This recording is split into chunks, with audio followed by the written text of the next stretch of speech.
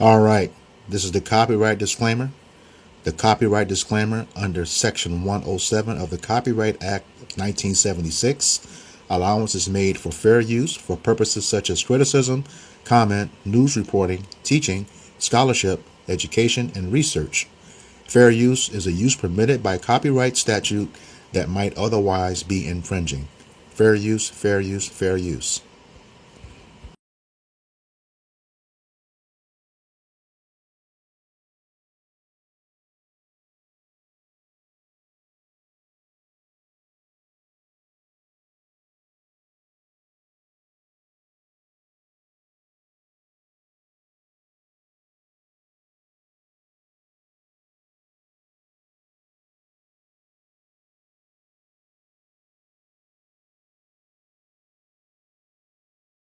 I'm a bit delayed in making this video, but I remember last week when the UN declared the transatlantic slave trade as one of the gravest crimes in humanity, Argentina voted no, and most people were surprised. Argentina is a country known for Patagonia, for the tango, and for football, not for slavery and their role in it. And there's a reason why. Enslaved Africans began arriving in Argentina in 1588, and the slave trade flourished in their ports of Buenos Aires. By the end of the 18th century, 1/3 of Argentina was black. In some cities, more than 50% of their population was black. The tango, the celebrated cultural export of Argentina, has its roots in the Kingdom of Congo. The dance associated with Argentina was born from the people they enslaved. But what happened to them? President Domingo Sarmiento, who governed between 1868 and 1874, carried out what most historians call a covert genocide. It was a calculated method. He separated black community from Europeans. He denied them healthcare,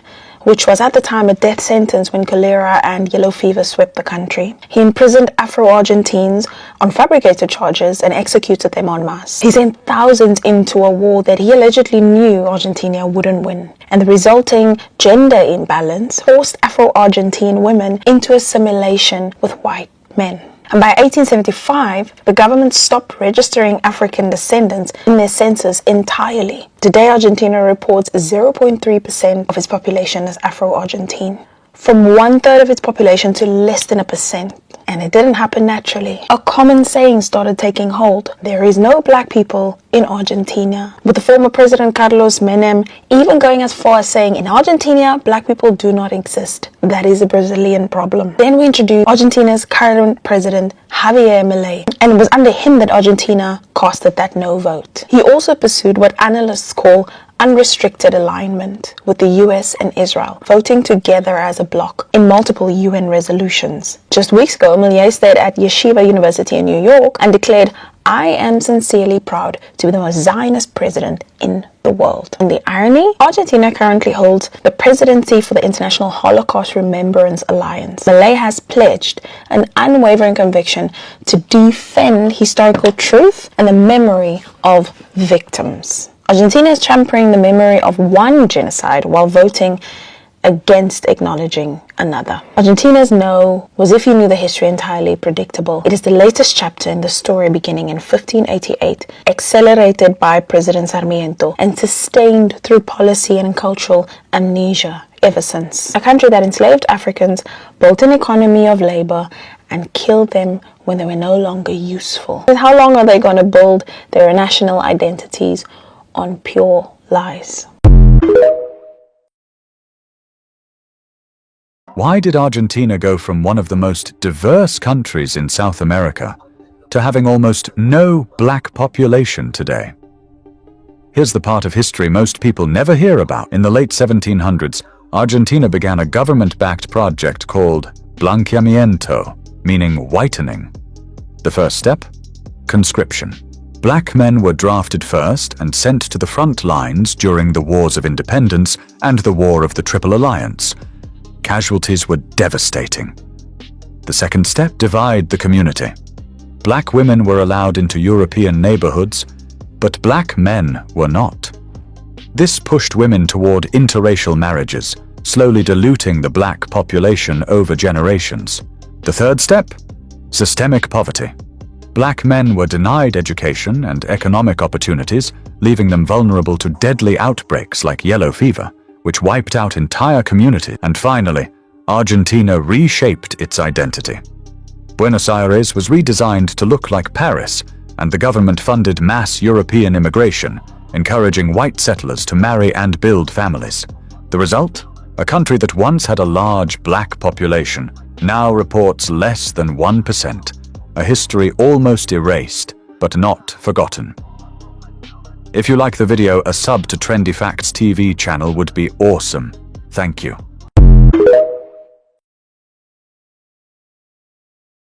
1 in 3 people in Argentina was black African. Today, they're gone.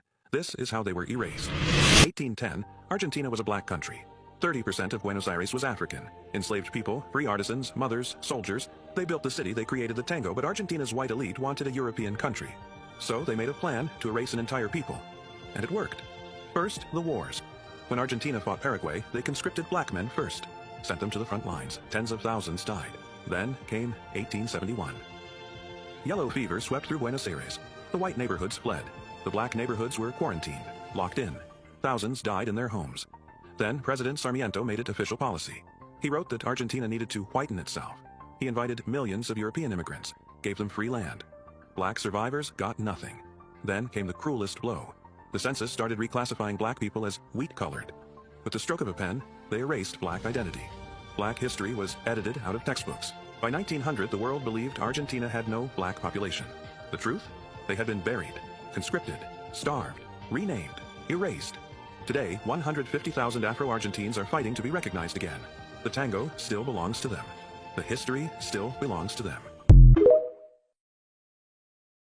Did you know a military government once threw pregnant women from planes after stealing their babies? In 1976, Argentina's military junta began what they called the Dirty War. Their target was anyone suspected of leftist sympathies, but their methods were beyond horrific. Pregnant women were detained and kept alive just long enough to give birth. After delivery, Navy officers would take their babies and throw the mothers from aircraft into the ocean. The torture center ESMA became ground zero for this nightmare. Thousands of prisoners were brought here for brutal interrogation before vanishing forever. Families searched for decades, never knowing what happened to their loved ones. The death flights continued for years. Drugged prisoners pushed from planes over Rio de la Plata. Military officers adopted the stolen babies as their own children while erasing all traces of the real parents. 30,000 people disappeared without a trace. An entire generation of stolen children grew up never knowing their true identities. Some only discovered the truth decades later. You ever notice how some people lose a war and just vanish? Well, when Nazi Germany fell in 1945, a whole bunch of high-ranking officials didn't stick around for the Nuremberg trials. They got on boats, boarded planes, and headed straight for South America. Argentina, it was the top destination. Under President Juan Perón, the country opened up its arms to fleeing Nazis, like it was hosting some sort of post-war reunion. All because Perón admired fascism. And he thought by importing Nazi soldiers, scientists, and engineers would help modernize Argentina. So he created a rat line, which is a secret escape route. Through Vatican connections, Red Cross papers, and safe houses all across Europe. And who rolled through that pipeline? Adolf Eichmann, the architect of the Holocaust logistics. Joseph Mengele, a literal war criminal who experimented on children in Auschwitz. These weren't random soldiers, they were top brass. And Argentina didn't just tolerate them. They gave them new names, jobs, homes. Even state protection. Mengele lived under aliases, practicing medicine without a license. Eichmann worked at a Mercedes-Benz plant before being kidnapped by Israeli agents and put on trial in Jerusalem. That's how protected they were. Whole war criminals just walking around grocery shopping, hiding in plain sight. And Argentina was not alone. Chile, Brazil, Paraguay, Bolivia, they all took in Nazi fugitives. In fact, over 90,000 SS officers and collaborators are estimated to have escaped to South America in the years following World War II. And let's be clear, these weren't just people following orders. They were hiding from justice. When people talk about accountability after war, remember this. A whole generation of war criminals lived out their days, sipping espressos in Buenos Aires, because global power isn't always about guilt or innocence. It's about who's willing to hide you and who benefits from the silence. I am proud of being an Argentinian, but it's really hard for me because I always have to explain why I'm black. Argentina has built its identity on whiteness, but Afro-Argentines are pushing to restore the country's black history that the government has largely suppressed. There was a discourse of genocide because governments say that we don't exist. Schools erase us from history. So Argentina is said to be white, to be culturally and to look white, phenotypically white. So that's why it was discursive, because we are still here. In the 18th century, large populations of Afro descendants were present in Argentina. In fact, hundreds of thousands of enslaved African people were forcibly taken there, long before the biggest waves of European migration in the country. But many of them say the country has built a national identity rooted in whiteness, making it hard to identify as a person of color. People think that we don't exist. Argentine people ask us where we were born. Not only in Argentina. If I go to Brazil, if I go to Uruguay, if I go to the US, people don't believe my nationality. They don't believe I'm an Argentinian. It's horrible because I don't feel, or people don't make me feel as I am part of the country. In 1778, black people made up about 37% of Buenos Aires. But by 1887, city records showed black people making up less than 2% of the city's population. Now, that's not because they left or disappeared, but because the government stopped including race in its collection of census data. Race wasn't even included as a census category again until 2010. Many Afro-descendants were reclassified or absorbed into mixed categories. Ali says these racial categories blurred black identity over time. There was a really important racial category that's called trigueño, that means from the color of the wheat. That helped black people to find a window to escape blackness, because why would you choose to be black in a country that oppresses you for being black? But a younger generation is reclaiming Afro-Argentine identity, pushing for visibility and recognition. If Argentina would reckon its black history, there would be some big changes. We would know that one of our first presidents was claimed to be black, Bernardino Rivadavia. We would know that the mother of the country is called María Remedios del Valle and was a black woman. We would know that tango is black. We are not Europe. We live here. We are from here. We have to stop thinking white and start thinking Argentinian.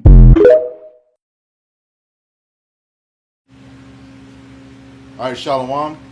We are the Hebrew Israelites from the Indianapolis branch of the Great Millstone. We're here to give all praises, glory, and honor to Yahweh, Ba'ashem, Yahushai, Ba'ashem, Rakakadash. Double honors to our apostles and elders of Great Millstone who rule well in teaching us this 100% truth. Salutations to them and our fellow Akim who labor in this truth week in and week out on the highways and byways. Also salutations to the hopeful elect of the scattered 12 tribes of Israel, scattered to the four corners of the earth, that be like unto the speckled bird, also known as your Israelite foreigners and your so-called Negroes, Latinos, and Native Americans.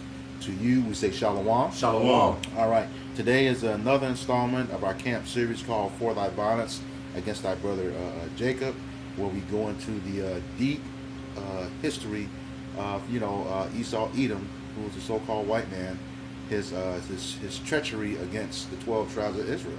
Okay, not just here in America, but abroad, wherever we were scattered to, and that's becoming evident. Today we're going to cover the northern kingdom of Argentina, which is the tribe of Asher. Okay, predominantly down in South America, and what Esau did to them. Now we'll be going into this article says correcting Argentina's dark past, and it's from a website called it's called theeconreview.com.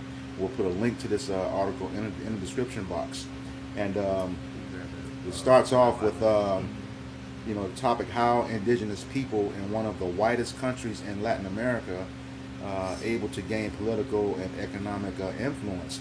And what we did at the beginning of this lesson is put in several videos that tells you how Latin America, this part of Latin America, became white. And once you go through it, you begin to understand that what they did to Latin America at that time is the same thing this administration, MAGA administration, is trying to do now. And that's to make America white again the same way they did Latin America. Okay? But like the Lord said, He is not cast with His people. You can't get rid of us. Okay? You cannot get rid of us. So with that, we'll go to the opening scripture, Obadiah 1, 10. This is Obadiah chapter 1 and verse 10.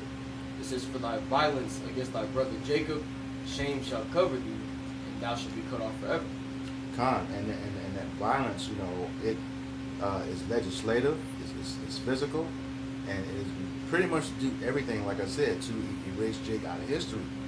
You find out that there was a mass genocide against the darker skinned people who were in Argentina, are in Argentina, even right now. Okay, and they did substantial damage, like it was called the Dirty War. Okay, where they were taking dark-skinned Argentinians to concentration camps, torture chambers, kidnapping pregnant women, taking them in and holding them until they were ready to deliver, and taking them up on the plane, take the baby from them, and then cast them out to the water. Same thing they was just doing recently. Got something? Yeah, excuse us, correction. The Argentinian Chileans are a tribe of Naphtali. Naphtali, that's sloppy. The water.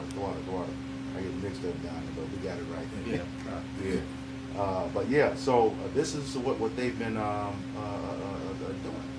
Okay, and it's systematic. These people have to really understand what Esau is trying to do. He wants to get rid of us because of that birthright, and he cannot have it. Okay, and that violence has been treacherous, abroad, everywhere against us, and we're starting to see who it really is. They know their time is short now. We have less than 30 days before this place is 250 years old, and we know that every major empire pretty much have a lifespan of 250 years. It's getting real here. We're seeing everything on the table. A World War or III. Okay, the MOTB. United States and Israel just merged militaries. Okay, come down with that great wrath. But they have a feeling that some of the American military may have some sympathy, on taking out their civilians, but they're not going to. Israeli, the IDF is not going to have that sympathy. Okay, and truth be told, we think it's going to be a lot of infighting amongst those two. They're going to start taking each other out because of philosophy. On what you took an oath for versus what's being asked you to do. All right, so that's one of the things. He says because of that violence. All right, because of that violence, he's going to be cut off forever. Okay, there's no way these people can do everything that they've done and continue to do up to this point, even all throughout Jacob's struggle, and not be recompensed for what they did. This is impossible. It's not going to happen.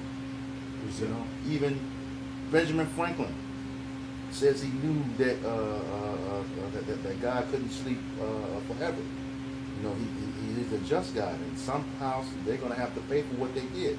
And this passage pretty much said that while he still owns slaves. All right. Yeah, precept. This is Jeremiah 49 and verse 12.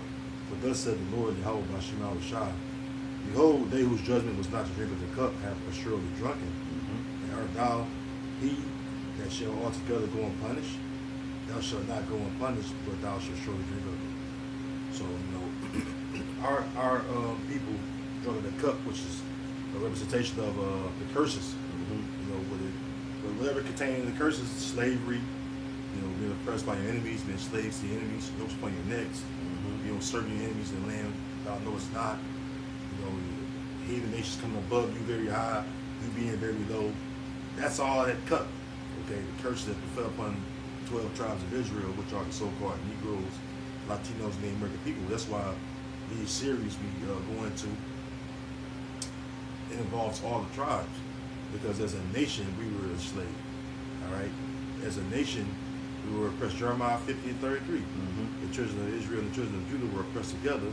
All that held them fast refused to let them go. So we were oppressed together. Where? In the Americas, and where we scattered to like brothers 1 and 2. So because it happened to us, the people that did that, basically for our affliction, did those extra things to us, the Lord bring forth that wrath and punishment would not pass you. You know, and now number one enemy Esau Edom, because this chapter is talking about Esau Edom. You ain't gonna go unpunished because you're the number one nation as far as being our rival nation or enemy. And the Lord said what? That, and well, in the Southern Compact Bible Dictionary says that you're the only nation that wasn't promising me mercy from the Heavenly Father. So, you know, you're the nation that nobody wants to be, because you're gonna get it the worst, man. You Edomites, man. All right, go ahead. This is Lamentations chapter 4, starting verse 21. It says, "Rejoice and be glad, O daughter of Edom, that dwellest in the land of Uz. The cup also shall pass through unto thee. Thou shalt be drunken, and shalt make thyself naked." See, basically what the scripture is telling the Edomites, the so-called white people, is to live it up, because the time of your judgment is near. Okay, so you don't have too much longer to enjoy, you know, to enjoy your so-called benefits of America. You know, being able to live off the affliction of the Israelites, because in the near future, man, the Lord's getting ready to bring that to a halt, man. It says, verse 22. It says, "The punishment of thine iniquity is accomplished, O daughter of Zion. He will no more carry thee away into captivity." See, and we know that, you know, also is referring to America. Because we know that Lamentations, it goes into, you know, the sorrows, the lamentations, mourning, the woes that Jacob was experiencing during the Babylonian captivity. Okay, but we know that after Babylon, there was a Medo-Persian Empire, like the Greeks, the Romans. Okay, so that's how you know that this is talking about Babylon and prophecy, man. This is America. It says, "He will no more carry thee away into captivity. He will visit thine iniquity, O daughter of Edom. He will discover thy sins." And that's what's going on right now. Even this camp series that we have in GMS Indianapolis camp for thy violence against thy brother Jacob, that's the Lord discovering Esau, Edom, the so-called white man in this sense. Okay, and with that, okay, through the spirit and power of Yahweh by Shem Shai, we're declaring the judgment that the Lord is going to bring upon you. Which is what? America's going to be destroyed, going into slavery, and after you serve out your captivity, your whole nation being wiped out. That's it. All right, so we'll go ahead and get into this article that you see on the screen. Once again, we'll put a link to the article in the description box of the video. And it's titled, "Correcting Argentina's Dark Past." It says, "How were indigenous people in one of the whitest countries in Latin America able to gain political and economic influence?" All right, it says, "Being one of the whitest countries in Latin America, it may come as a shock that Argentina once had a huge and diverse indigenous population. As a result of Spanish colonization, indigenous people started losing political influence in white-dominated Argentina. Over 800 tribes inhabited Argentina, including the Quechua and the Guarani, who represent a majority of the population in nearby Peru and Paraguay. These tribes had access to vast amounts of fertile farmland, perfect for raising livestock, Argentina's main export. With a strong livestock industry and the lush natural resources available to support it, Argentina enjoyed being one of the 10 largest economies in the world in the 19th and early 20th centuries. This led to mass immigration, with over 6 million immigrants, mostly from Italy and Germany, calling Argentina home. They were drawn to the fertile farmland and the promise of high wages, something the Argentine government began withholding from the natives in the hopes of attracting immigrants. This led to increased tensions between European immigrants and indigenous people over land, with the Argentine government siding with European immigrants, forcing natives into poorer rural areas of the country. With immigration increasing until the 1920s, native land shrunk in size. That sounds a whole lot like the Indian Removal Act. You know, that's going over here. Yep, 1830. Andrew Yep. Jackson.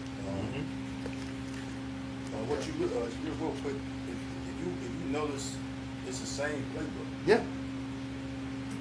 And then on top of that, the nation of Israel, the so-called nigga like you in the Americans, we're warriors, man. You know, we didn't just surrender our fucking land. You know, that time was down there fighting for their land. And what happened is, by them being conquered already by the Spaniards, peaceadores, you know, the government, it says Argentinian government, that was already overran and basically run by the Edomite power structure. So that's why they gave it to the Edomite immigrants, so to speak.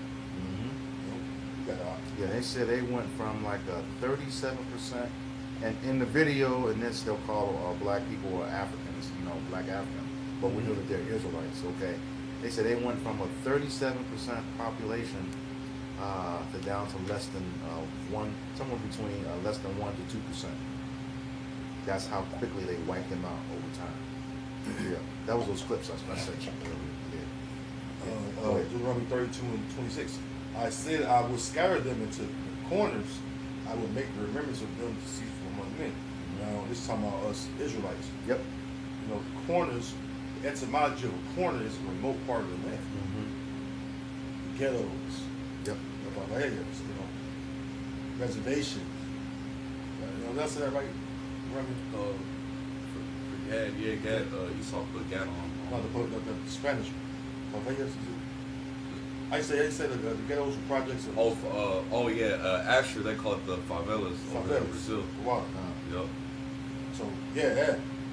You wonder why Jake lived there? It's because this scriptures prove that the Lord moved us to the corners of the earth, the low unwanted parts, the ghettos where it's just ran down, poverty stricken. Precept. Yeah, you speak on that. This is Deuteronomy 28, verse 43 and 44. It says, "The stranger that is within thee shall get up above thee very high, and thou shalt come down very low." See? So now the strangers, that goes to the heathen. The heathen, they would come over here in these different parts of Americas, Moab, Ammon, Ishmael, Edom, they able to build businesses. The same land that you had that belonged to you, that was taken from you, through rape, robbery, and murder, as far as the tribes that was over here. The heathen come over here, they can prosper. Yep. Because in the same Deuteronomy 28 it says, "Thou shalt not prosper in thy ways." Right. The Lord told us that. We're watching the heathen prosper and come up over us. Yep. You know what I'm saying? And they able to get their businesses, billion-dollar industries. Because why? Revelation 11 speaks about what? How the nations rejoice over us, right? It said this, you know, basically gave each other gifts to each other, rejoicing over us in our fall. Because why? They able to sit back and kick back and make money off us, man. Yeah. Israelites is big business. Yep. Yep. And back to the next point, it says, "He shall lend to thee, and thou shalt not lend to him. He shall be the head, and thou shalt be the tail." Yeah. Esau got the lending businesses. You know, I don't care if it's a bank loan, payday loan, you know, a cash advance. Well, Elon got a lot of shits now. Yep. You know? But it like even like in the article, the point that he made was that when they started seeing this influx of immigrants, you know, Edomite immigrants coming in, they seen, oh well, we need to start giving more benefits for them to even come into the land, and they started to, of course, ostracize or push out, you know, the benefits from the actual natives, which were the Israelites, you know. Exactly what they did with systematically, the Dawes Roll, you know, having Esau come over here to America, which is what they call, that's why they call them $5 Indians. You know, say you were Indian and they give you this land. Pay for it. Yeah, pay for it. And another movie that Backyard points up to, Killers of the Flower Moon, show you that. They show you seen that yet. Yeah, they show Esau giving loans to Edomites that was able to marry Gadite women and shit. Yeah. Secure certain portions of the land, get loans and shit, expand they shit. Yeah, man. Yeah. Because no, you go ahead. You go ahead. No, I'm done. Just going. Yeah, let's get back in. Yeah, get back to the article. Yeah. Okay, back to the article. It says increasing economic and social tensions between indigenous Argentines and European immigrants have led to mass killings of indigenous people. And like I said, that's at the beginning of this lesson. You know, you saw evidence of that. It says in 1920, the Argentine government was already in a decline, with income equality being at an all-time high as well as inflation. The GDP of the gross domestic product was shrinking, and the country was experiencing a severe labor shortage in its agriculture sector, one of its main exports at the time. The Argentine government prioritized incoming European immigrants over indigenous tribes when distributing farmland, forcing millions of indigenous people to instead search for work on fields that once belonged to their ancestors. Ain't that some shit? Go ahead. It's straight to the point. Micah chapter 2, verse 2. It says, "And they covet fields and take them by violence, and houses and take them away. So they oppressed a man in his house, even a man in his heritage." Mm-hmm. And they did that twice. Not only a man's house is his physical home, you know, that's his family, that's his lineage. You know, like the scripture say in Numbers 1 and 18, you know, about the house of your father. Okay? They oppressed both of them. And now they're called Argentinians when they're not. And like those videos show, they not only took their heritage, they changed their names and everything. Same thing they did to us over here. Which, you know, that is part of the Americas, you know. So it's the same, like you said, the same playbook. We're seeing this every week. All right? I always got names of our, you know, oppressors. Yeah. You know, I don't know what your name is. Yeah. You know, even if you fucking come from the land of Ham, that ain't no fucking Paleo Hebrew name. Nope. You know? So basically, you know, that shows you that what? That we're called by the names of people that conquered us. Mm-hmm. You know? You look at Deuteronomy 28, right? I think it's about verse 27 or 37. 28, 37. I think it was speaking about the bywords. Yeah. 37, yeah. All right, you want me to read it? Yeah. Deuteronomy 28, verse 37. It reads, "It says that thou shalt become an astonishment, a proverb." Oh, astonishment. What that goes into? What does astonishment say on the when you look at that? Yeah, Edom, fine. Yeah.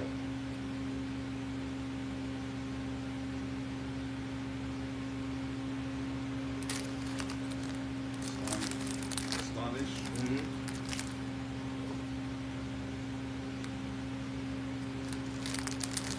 I got it.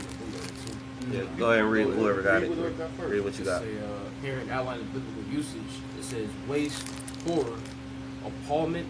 Waste, horror, appallment. Mm-hmm. When they look at us, they appall. Oh, they hiss and wag the head, the daughter of Jerusalem. Well, it's also appalling from the standpoint that we know that Esau is the base man, the lowest in society. When we take on his heritage, you know, his name, you know, what does that say about us? The people who are special people unto the Lord himself, a peculiar people. You know, you take the highest of the highest, the holiest of the holiest, and made them base. Yep. Just by name alone. Yep. You know? But the nations, they really are, like when they see us, Yeah. like, man, these the Israelites, they're like this? Yep. Yeah, I got something for you, bro. Like, you know, just based it off that word appallment.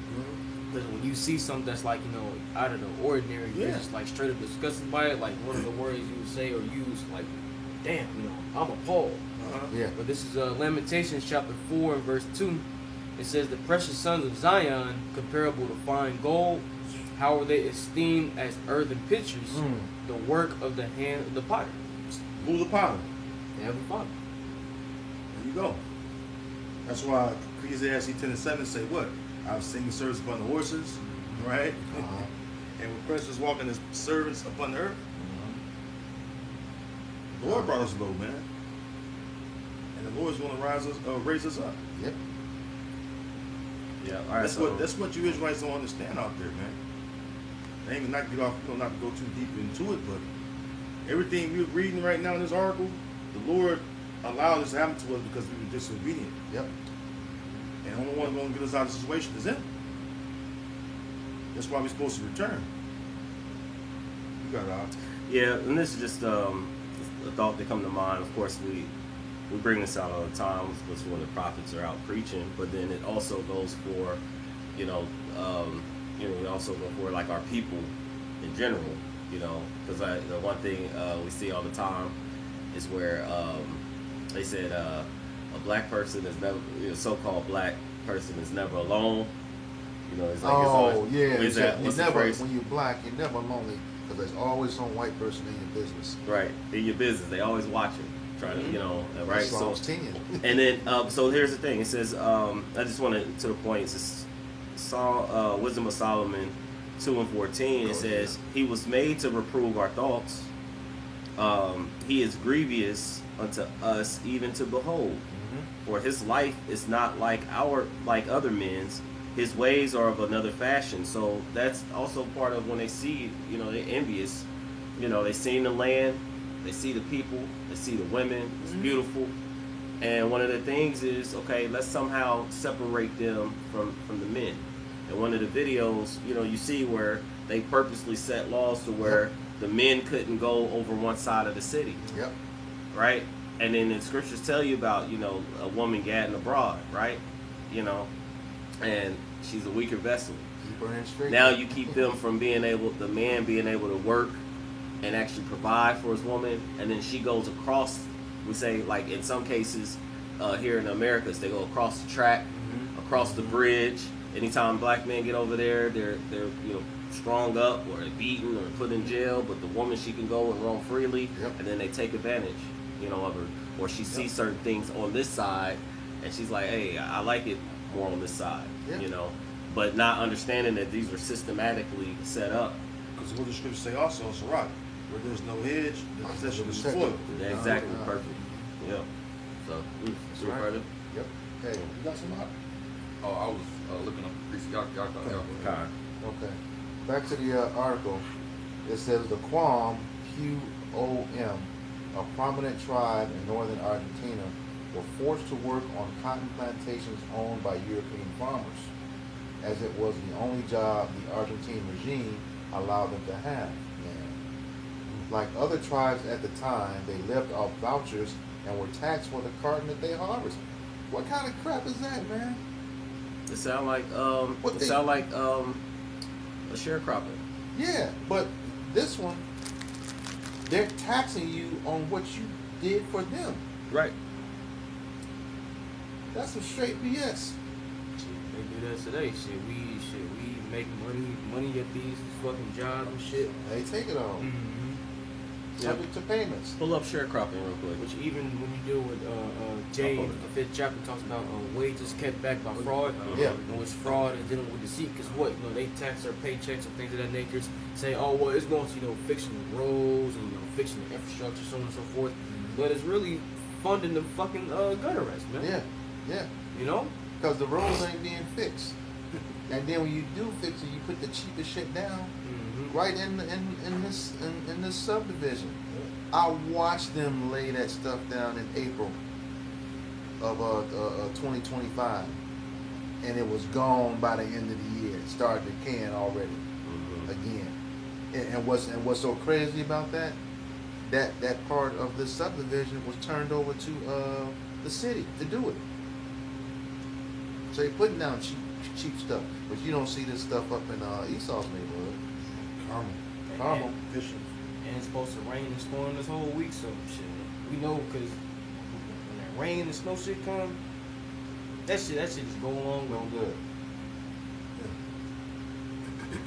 You had something? What? All right, back to the article. The Quam, a prominent tribe in northern Argentina, were forced to work on cotton plantations owned by European farmers, as it was the only job the Argentine regime allowed them to have. Like other tribes at the time, they lived off vouchers and were taxed. This is why you should look down on the tribe of Judah. Yeah. Like, some of you Latin tribes, you look down on Texas, Judah, but you were put in the same conditions. Judah picked cotton, your ass picked cotton too. So this proves that we're brethren. With the Southern Kingdom, which really you just one kingdom, man. But because of the split, but really we one nation, man. You so-called Latinos and Native Americans that stick your nose up at the Southern Kingdom, they really are brethren. Yeah. You shouldn't fucking do that. Because Yahweh Shai didn't punish one tribe. punish all of us. And just being just brutally honest, you know, we ain't take on, you know, we had our own shit. You know, basically we took Esau, but Judah got it the worst. Followed by Ephraim and the rest, you know. But Judah got it the worst, man. So you should really have more respect for your brethren, because they took on a lot of shit for the rest of us tribes. And what, you know, the thing is, they're showing you what they did to them in other locations, but the fact that they gave you a leg up over here, because, you know, Issachar has, you know, shops and stuff over here as well. Jake don't. Yep. Then just found out too that if Jake want to open up like a hair salon or something, it has to get approval from all the other, like the Chinese and Korean shops in the area. I didn't know that. Yes. See? So Yes, they have a say in whether they have a say. They have a say, and then when the Jakes did get stuff and come out with a nice product, what they would do is take that product, send it back. So like China, formulate it much cheaper, and send it back, and then undercut your profit. So whatever discount you would put it like this, they could manufacture it for much less than what you could buy it for at a discount. All right. Yeah. And then so when you go put a markup on it to make profit off of it, they can do this. They can still buy it cheaper, put market up, and get more profit off of it than you. Well, and here's the thing, what it is that they take advantage of us because we're under the curses. Yeah. Because we know, and Esau, he plays his part in that, because it says his eyes shall be evil toward his brother. Yep. Right. So we know that, oh, he's playing everybody against each other. You know, I got the Proverbs. I'm holding on. Yeah. Because now, like you said, they're able to migrate over here. They got, you know, they may have a lot of Mexican restaurants. You know, you got a lot of Argentinian spots, and then they find themselves to think that they're different and better than the people who were already here, enslaved, Jake. You know, and in actuality, they gave you those benefits, but then also made you look down upon your brother. Yep. You know, so now that we're more separated, you know, they can actually still divide and conquer. They benefit from it. You know. And they're forgetting that what? They forget their history. Yeah. Because we're going into the history of the Naphtali tribe. So you forget your history, how the same man that's doing the same shit to your brother did that to you, and you fucked up too. Yep. Yeah. You know? And just because of those high, like you said, those high prices, I remember, you know, you grow up and you used to have, like, somebody would have a, you know, you say black owned, buy black owned, right? You know, that term. And so you would try to patronize these places, and yeah, you walk in and you look, and you might look at a bottle, like, let's just say milk, you know, be like $2 higher. You're like, man, I could just go across, I could just go to Walmart. Yeah. You know, I'm just saying that, you know, or I could just go to, you know, I'm going to the mom and pop store. You like, man, it's like 75 cents more higher. Yep. Not understanding that they purposely, you know, they're trying to, this is how they're to make their business, and they're trying to fight, you know, these bigger conglomerates, like you said, the Chinese stores and restaurants and stuff like that. They could actually, which is hurt so-called blacks, Hispanics, and Native Americans, because even within our own people, we didn't understand that what was being done economically. Yeah. You know, but those same things that they've done is falling upon their own heads, right? Because when that time of the COVID happened, you know, a lot of these mom and pop stores were the ones that were complaining. Yep. A lot of these stores, you know, had to shut down and couldn't really continue on. You know, so the things that you did to our people, you know, is coming back, you know, to what we say, recompense. Yeah.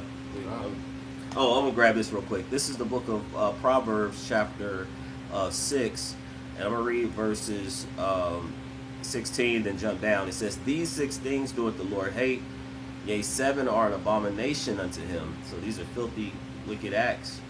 And of course, jump down to verse 19. It says, or actually 18. It says, an heart, which is a mind, the Hebrew word la, that deviseth wicked imaginations, because Esau has been in the mix of all of that. You know, setting the laws, these unrighteous decrees. You know, I always keep bringing up the man out of the house rule. They say man out of the house, but it was the so-called black man out of the house. All right. A lot of times, even when Gad, they came here, they attacked the man. You know, made them sick, made them weak, gave them fire, water, certain ways to, you know, weaken the man, and then you can conquer the women and children. All right. Read it again, Bible Shop. Yep. It says, "An heart that deviseth wicked imaginations." Heart that deviseth wicked imaginations. Mm-hmm. What's that, like Proverbs 4:16? I'm holding that. You holding that? Yeah. You want to bring it out real quick? Proverbs 4:16. He says, "For they sleep not, except they have done mischief." Uh-huh. And that's the unique, man. Yeah. They devise iniquity upon their beds, and the morning is light. They practice like it a tool. Time. It says, and their sleep is taken away unless they cause some to fall. That's what the brother's going into. Yeah, read the next verse. I like that. It says, verse 17, "For they eat the bread of wickedness and drink the wine of violence." Because this is how they live. They eat, sleep, and breathe. You know, this is their spirit. You know, and when we read Proverbs 6, 16 through 19, this is pretty much what makes up who they are. You know, as a nation of people. You know, Esau, Edom, so-called white man. But then he says, going back to your point, verse 18, "A heart that deviseth wicked imaginations, feet that be swift to run into mischief." See? Yeah. And it says, "A false witness that speaketh lies," because a lot of times what you will find is there's propaganda that gets pushed about the people before they start to impose or create new laws or to impose these different restrictions and movements of people, you know, of the so-called blacks, Hispanics, and Native Americans. If you can control those people, you know, your wealth continues. If you look at all the kingdoms before, the brother brought it out, you know, going all the way to, you know, the Assyrians, the Babylonians, the Greeks, the Romans, Medo-Persians, not in that order. You find that all of them, when they rose to prominence, they became that much more prominent because they had Israel under their control. Okay, complete. Even the first Egypt, you know, they had Israelites under their control. So that, as the Lord said, you know, we're His people. That doesn't change. So whoever has Israel under their control, you know, their land is prospering. It's no different with here in the Americas. So then they went over to Argentina. They had Israel. They found a way to put those Israelites into certain restrictions, and then they began to prosper. The people that came in began to prosper and build up, as we read in the curses. So then it says, "A false witness to speak lies." They set the propaganda, and then he that soweth discord among brother, and then they sit back and they, you know, the false accuser, now look at them fighting against each other. Now there's a colorism thing because you done sowed tares, as Yahushua made mention of in the scripture. You know, it's like now you got tares amongst them. You got this colorism amongst the tribes. And then I always hear it like, "Me not black papa," you know. Black papa. Right. So, but and then now you can't. They don't have certain accesses. You know. They don't. You know, you can go. You definitely can speak on it. No black papa. Experience, you know. Ephraim as a cake not turned. God. You know, black papa mixed himself among the people. And they use that against they put that in there, that propaganda. So now we got a lot of infighting on things that are very trivial, like I said, color.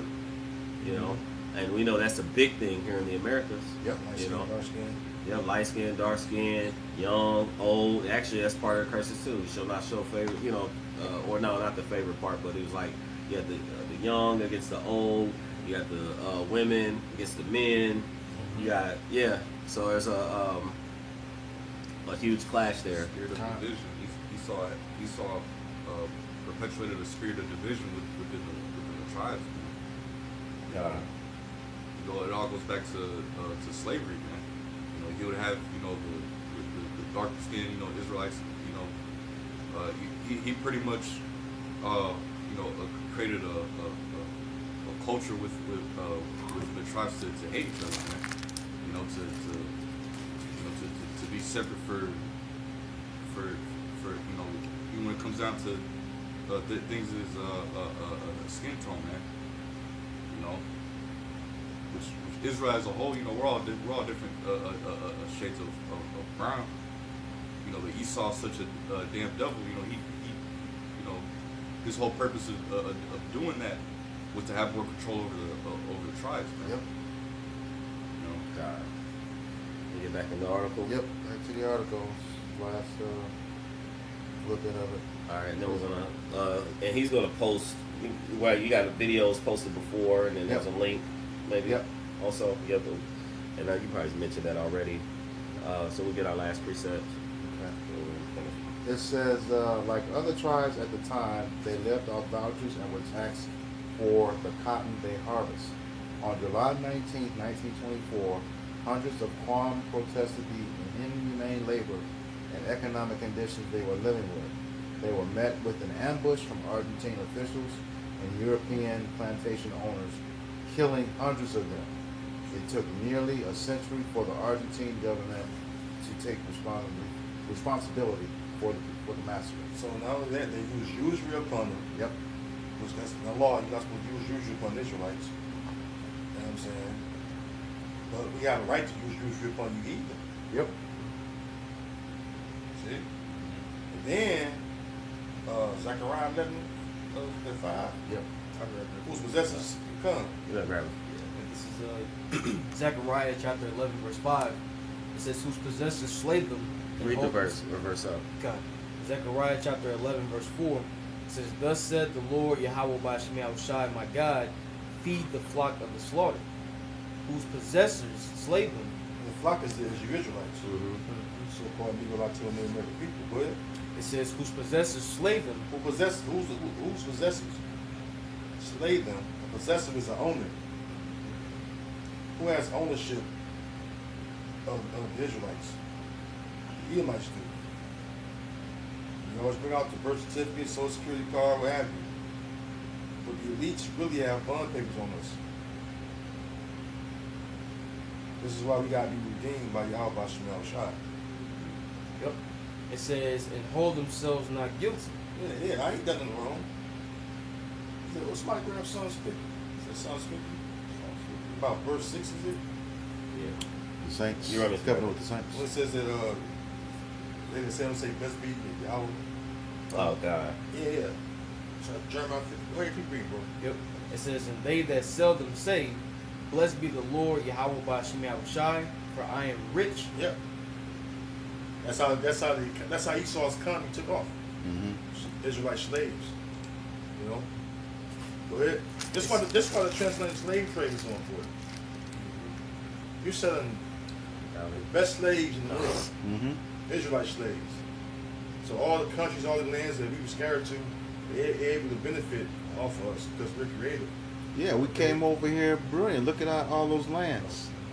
You know, there was stuff that we automatically knew how to do after slavery with the Reconstruction period. All those communities that we built up. Okay?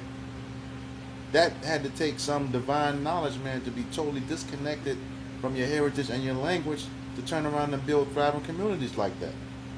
Okay? With generations of lost history. And, you know, they look at themselves like, how are they doing this? You know, how can they do this and we took everything from them? Because we're special people. So Jeremiah 31. Yep.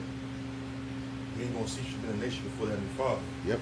You know, read that about the shop. God, this is Jeremiah 50:7. It says, all that found them have devoured them. Yeah, they did. Look, the Spaniards, the Conquistadors, the Edomites. That's who you are, man. That's the names you was going by, but you really the Edomites that found us by using the scriptures. And the Lord guided you over here by way of the chariots. You know, St. Elmo's fire, all the counts we got that let us know that the Lord really led you might over here to find us northern tribes. Okay. It even show you in that movie 1492 how them devils use Ezra's to know where the tribes were. The land was called Ashereth. Yeah, which means what? Another land. Yep. Yeah, I think somewhere in the Jewish encyclopedia it tells you that Arsaret, it is America. Yep. Because it says it in 2nd Ezra 13. Yep. The land where never mankind dwelt, right? Another land, right? But Arsaret goes to what? Kar-Rathazah. Kar-Rathazah is the land where never mankind dwelt. It's Americans. But who the first to really inhabit or live over here? It's us northern tribe Israelites.